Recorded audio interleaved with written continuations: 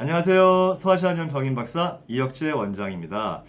요즘 날씨가 점점 추워지고 있죠. 예, 날씨가 추워지면서 환자들이 늘어나고 있는데 어떤 환자들이 많이 늘어날까요? 예, 맞습니다. 감기 환자입니다. 또, 독감 환자죠. 그런데 날씨가 추워지면 왜 독감 환자가 늘어날까요? 그런 생각 해보신 적 있어요? 네, 그 이유는 날씨가 추워질수록 독감, 세균이 더 힘이 세져서 그게 아닙니다. 내 자신의 면역이 떨어져요. 기온이 떨어지면 체온이 떨어지고 체온이 떨어지면 나의 면역이 떨어지면서 상대적으로 세균에 대한 저항력이 떨어지고 독감이 잘 발생할 수 있게 되는 것입니다. 그런데 이런 바이러스에 취약한 것이 면역이 떨어져서 오는 독감뿐만이 아니고요. 제가 오늘 설명드리고자 하는 방광염도 그렇습니다. 방광염도요, 면역이 떨어지면 잘 감염되는데 바로 요즘같이 날씨가 추워지면 면역이 떨어지면서 방광염이 감염될 수 있는 확률이 높아진다고 하는 거예요. 방광염이 세균 때문이라니. 뭐 당연한 이야기지만 그래서 제가 오늘 그래서 이 방광염에 대해서 다시 한번 여러분들에게 설명을 드리고요. 또 한 가지 가정에서 할 수 있는 내가 스스로 방광염을 이겨낼 수 있는 방법에 대해서 설명을 드리도록 하겠습니다. 그럼 제가 다시 화면 속에서 만나 뵙도록 할게요. 네, 그 방광염을 일으키는 원인균이요. 그 80% 이상이 바로 요것입니다. 예. 그 모양 되게 예쁘죠? 뭐 외계에서 온 무슨 생명체 같기도 하고 이렇게 예쁜 것이 이름이 바로 대장균이에요. 네. 그 대장균 이외에도 이 방광염을 일으키는 세균들이 많이 있는데요. 자, 세균들의 모양 한번 볼까요? 네, 이렇게 전자현미경으로 찍어 놓으니까 정말 참 예쁘죠. 그러니까 이렇게 예쁜 것이 세균이라니 참 놀랍기도 합니다. 이게 보통 대장균 이외에 뭐 연쇄상구균이나 뭐 포도상구균, 또 결핵균, 그리고 장구균이나 현막한균, 변형균 이런 그 세균들 때문에 이렇게 방광염이 자주 생기는 건데요. 특히 처음 말씀드린 것 같이 이 겨울철에 면역이 약해진 틈을 따서 평상시엔 정상이었다가 날씨가 추워지면 이런 이 감염률이 높아지게 된다는 것이죠. 그래서 저희가 방광염 증상을 좀 한번 살펴보도록 하겠습니다. 예. 가장 자주 오는 증상이 뭘까요? 네, 소변을 자주 보거나 또 소변 보고 나도 좀 덜 본 것 같이 좀 불편한 증상이 나오는 경우에요. 그 다음에는 소변 끝에 자결감. 이거 참 못 견디죠. 이 소변 보기가 겁나가지고, 왜냐면 소변 보고 나면은 이 통증이 따갑고 아픈 게 장난이 아니거든요. 그러니까 이게 이 소변 보러 갈 때마다 굉장히 그 불안감에 시달리는 뭐 그런 경향이 있습니다. 그 다음에 막상 또 소변을 보러 갔는데, 이 보려고 하면은요, 또 나오질 않아요. 그래서 고민인 분들이 또 있죠. 마지막으로는 아랫배가 묵직하게 아프거나 간혹 혈뇨가 나오는 경우도 있습니다. 그러고 보니까 방광염이 참 심각하죠. 근데 방광염은요, 사실은 그 남성에 비해서 여성들이 이 올 확률이 더 높습니다. 그 왜냐하니까 여성의 요도는요, 남성에 비해서는 짧아요. 그래서 그 외부의 세균으로부터 쉽게 감염될 수가 있는 그런 환경입니다. 제가 아까 그 방광염 가장 많이 발생할 수 있는 그 세균이 대장균이라고 했잖아요. 대장균이 왜 대장균이에요? 예, 맞습니다. 대변에 가장 많이 섞여 있기 때문에 대장균이라고 하는 것이고, 여성은 신체 특성상 이 항문과 요도가 짧기 때문에 거리가 남성에 비해서 훨씬 더 감염될 확률이 높은 겁니다. 그죠? 또 여성은 남성에 비해서 체질이 음성이기 때문에 찬 기온에 대항하는 힘이 약해요. 실제로 손발이 찬 여성들이 남성들보다 훨씬 많지 않습니까? 그죠? 전반적으로 남성은 양성, 여성은 음성이기 때문에 이 음성의 특성은 찬 기운을 싫어한다. 그래서 이 찬 기운에 노출될수록 면역이 더 많이 떨어질 수 있는 사람들이 바로 여성이라고 하는 것입니다. 그러니까 여성들은 신체 구조상 또는 기능상 방광염이 정말 쉽게 나타날 수 있는 그런 이제 상황이라고 할 수가 있겠죠. 방광염에 대해서는 제가 뭐 지난 시간에 뭐 여러 차례 설명을 드렸죠. 그래서 이번 시간은 방광염이 습관적으로 재발하거나 또 만성적으로 고생하시는 그런 분들을 위해서 네, 이 병원에서 말고요. 가정에서 나의 면역력을 높여서 방광염을 스스로 예방하고 치료할 수 있는 그 방법을 좀 제가 알려드리겠습니다. 좀 거창하긴 한데요. 제가 오늘 알려드리는 이거 세 가지 이것만 잘 실천하시면 웬만한 방광염은 예방할 수 있으니까 오늘 제 이야기 잘 들어보시고 꼭 한번 실천을 해보시기 바랍니다. 네. 첫 번째가 뜸요법이에요. 예, 여기 있는 이 한자는 뜸구자입니다. 예. 그 뜸요법은 정말 집에서 할 수 있는 가장 좋은 방법인데도 불구하고 이 잘 몰라서 못하는 분들이 많아요. 이 뜸이라고 하면은 이제 보통 한의원에서요.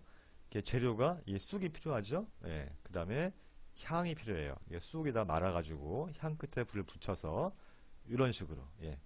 예. 뜸을 뜨고자 하는 혈자리에 이렇게 쑥을 말아서 올리고 향 끝에 불을 붙이면 쑥이 타들어가면서 이제 살이 타는 거죠. 요때 그 피부가 1도 내지 2도 화상을 입으면서 그 속에서 수없이 많은 면역 물질이 만들어지고 또 치료가 되는 그런 원리인 것이죠. 근데 가정에서 이거 집에서 이렇게 뜨라고 하면은 환자분들이 좀 어려워하시는 분들이 많아요. 또 너무 뜨거워서 못 참아 하시는 분들 많고. 그래서 제가 그 병원에 올 때는 직접 꿀을 이렇게 뜨지만 집에서 이제 건강 관리를 위해서 뜸을 뜨고자 한다면 예, 이거 이제 많이 봤죠? 간접뜸입니다. 이건 직접 살을 태우는 것이 아니고 간접적으로 그 경혈에 열 자극을 주는 것이기 때문에 뭐 뜨거운 것도 잘 참을 수 있고요. 예, 또 하기도 간편해서 이걸로 해도 예, 제가 보기에는 괜찮습니다. 그래서 이 간접뜸을 하시면 좋을 것 같아요. 보통 이제 간접꿀을 할 때는요, 한 자리에 이 한두 개씩 하는 게 좋고요. 이 최소 한 달에서 6개월 이상은 꾸준히 하는 게 좋아요. 예. 뭐 시간은 아침에 하나 저녁에 하나 관계없고요. 지금 보시면 뜸요법 할 때 이 뜸 구자 있죠? 이 구자를 자세히 보면 오렐 구자 밑에 불화자가 있어요. 이게 무슨 뜻? 네, 맞습니다. 오래오래 하라는 거예요. 이 뜸은 한자 말 그대로 오래 할수록 효과가 좋다고 하는 것입니다. 그래서 이제 어느 혈자리에 뜨느냐? 바로 첫 번째가 삼음교 혈입니다. 이 삼음교혈 같은 경우에는요, 이렇게 복숭아뼈 안쪽, 예, 우리 다리에 이 복숭아뼈 안쪽에 손가락 4마디 정도 올라가서 만져지는 뼈의 뒤쪽에 위치하고 있어요.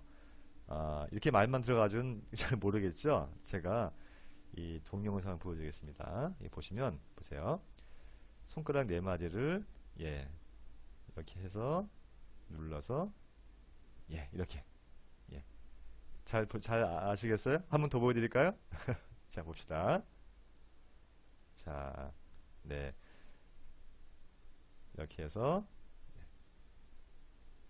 일단 점을 이렇게 찍어 놓고요. 요 자리에다가, 아까 그 간접구 있죠? 그걸 붙이고, 불을 당기면 됩니다. 정리하자면, 안쪽 복숭아뼈에서 손가락 4마디 정도 올라가서 만져지는 뼈의 뒤쪽. 아시겠죠? 네. 그래서 이 족사문경, 이 족사문경의 교혈이라고 그래요. 사문교혈은요. 이 족사문경이 뭐냐면 비경과 간경, 신경 이 세 가지 경락이 다리를 통해서 올라가는 음경락 세 가지거든요. 그래서 이 특히 비뇨기 질환이나 생식기 질환 이런 기능들을 치료하거나 또 이런 기능을 올리는데 굉장히 좋은 효과를 얻을 수 있는 자리가 바로 이 사문교혈이니까 꼭 한번 활용을 해보시기 바랍니다. 그 다음번 뜸을 떠야 될 곳이 중극혈이에요.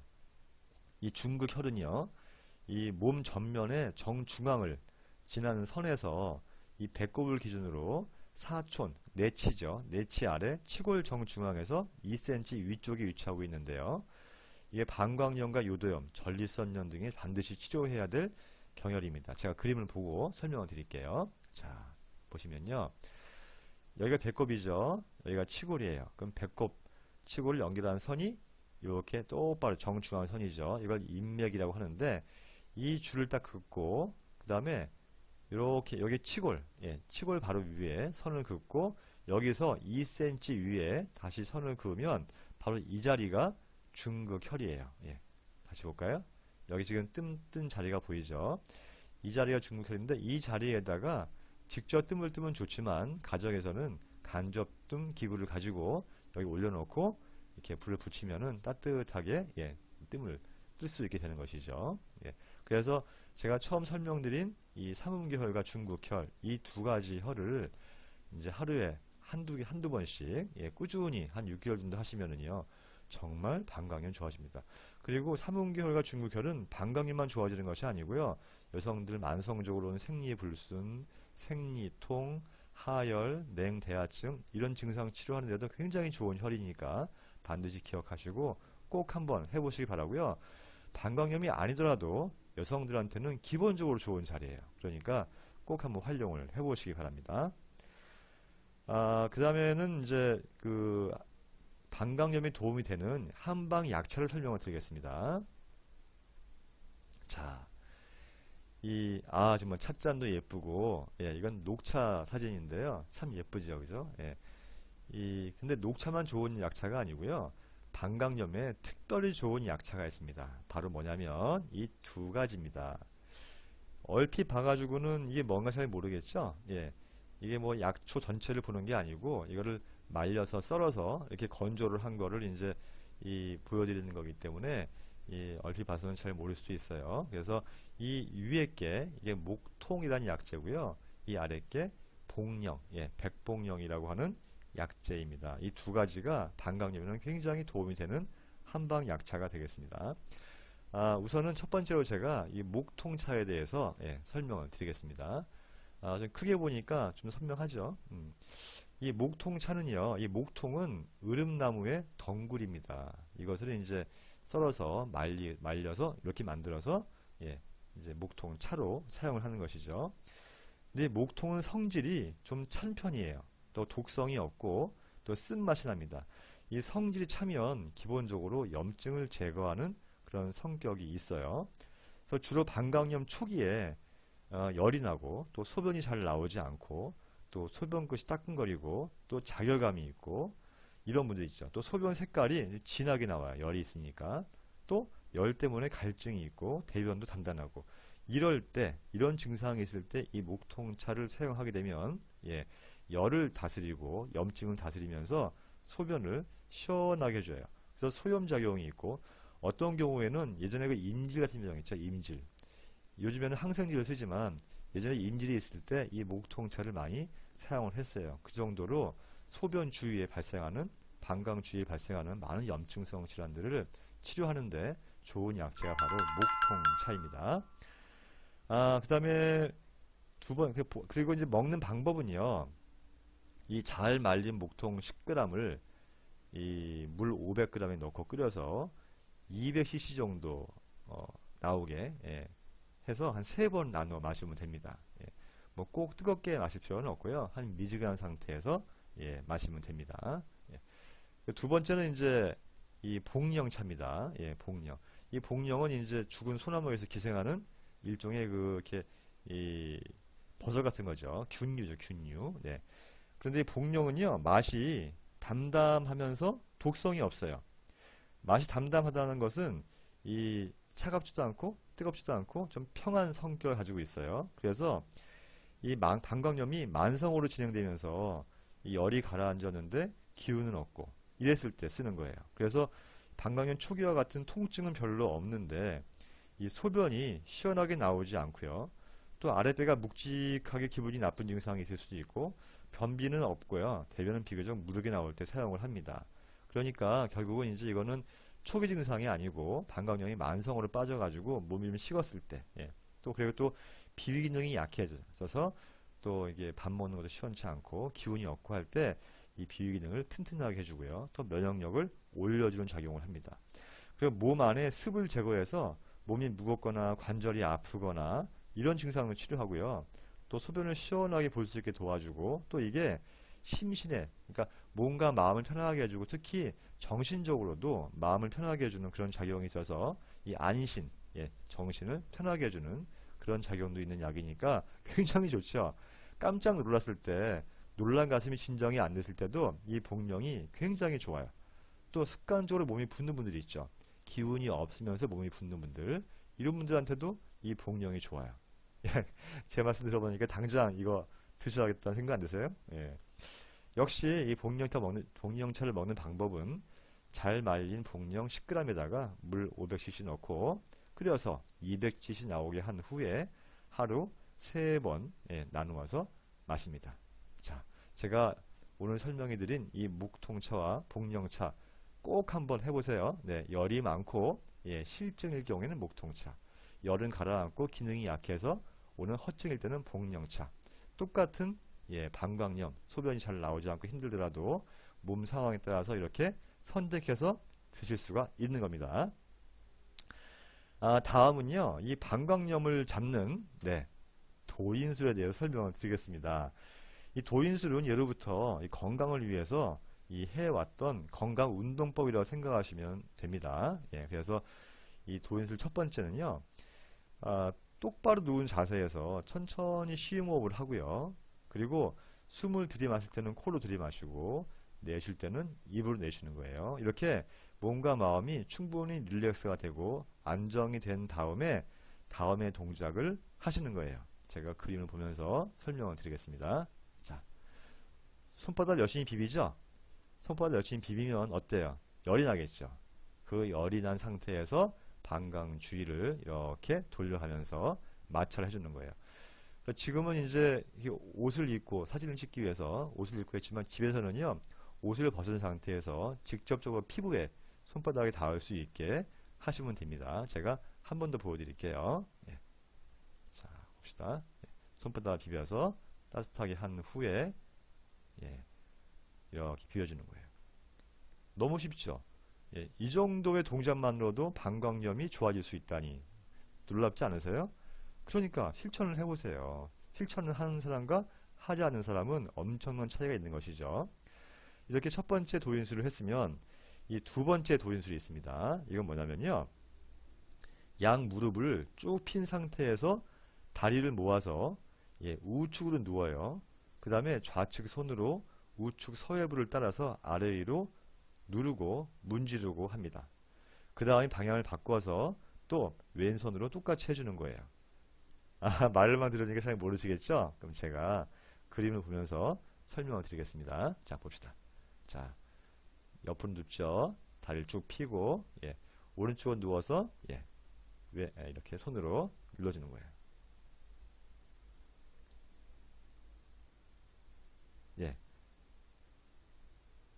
그죠? 하실 수 있겠어요? 다시 보여드릴까요? 자, 자, 누웠죠? 누워서, 왼쪽 팔로, 이렇게 서해부를 이렇게, 문질러 주는 거예요. 그리고 엄지손가락으로, 이렇게 아래 위로 눌러주기도 합니다. 너무 쉽죠? 이 동작을 해주면 방광염에 굉장히 도움이 많이 돼요. 이 동작은 방광염을 잡는 도인술이기도 하지만 여성분들 서해부 있죠? 서해부에는 림프가 지나가는데 이 림프 순환을 원활하게 해줌으로 해서 하지 비만에도 도움을 주기 때문에 꼭 한번 실천을 해보시기 바랍니다. 자, 오늘 제가 이 방광염 집에서 잡기 위한 가정요법, 가정요법, 세 가지 방법을 설명을 드렸어요. 이 세 가지 방법 뭐죠? 벌써 잊어먹었어요. 제가 언제 말씀드렸는데 벌써 잊어먹어요. 첫 번째 뜸요법, 그죠? 두 번째는 약차요법, 세 번째는 도인술입니다. 이 세 가지 꼭 한번 실천을 해 보시고요. 이렇게 방광염을 싹 쓰레기통에 버려버리시고 지금 뭐 활짝 날아가는 거 같죠? 날아갈 듯한 건강하고 행복한 모습, 이런 모습으로 생활하시기 바랍니다. 감사합니다.